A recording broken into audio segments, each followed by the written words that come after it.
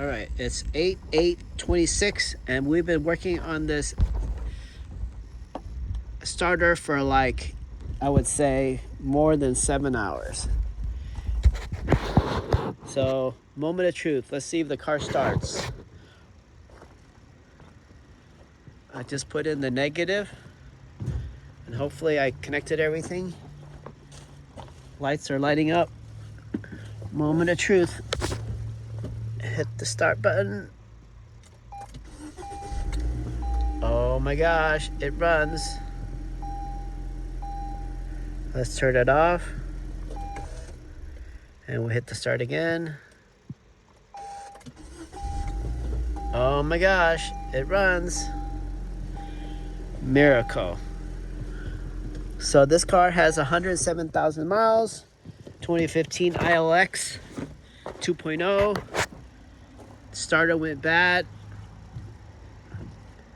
Got an O'Reilly's one for like $240, and it's more than 5 hours to install this.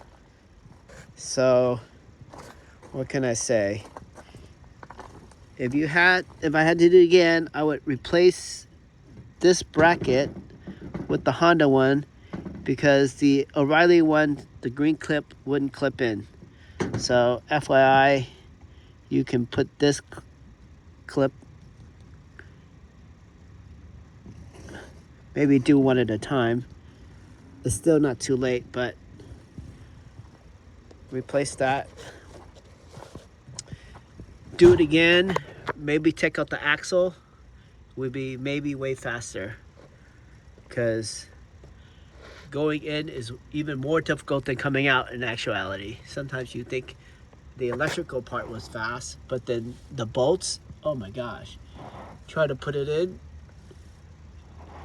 and that L bracket right there where it holds the intake, that was really difficult. Make sure you put the horizontal before you put the vertical. There's a lot of soul searching in this car.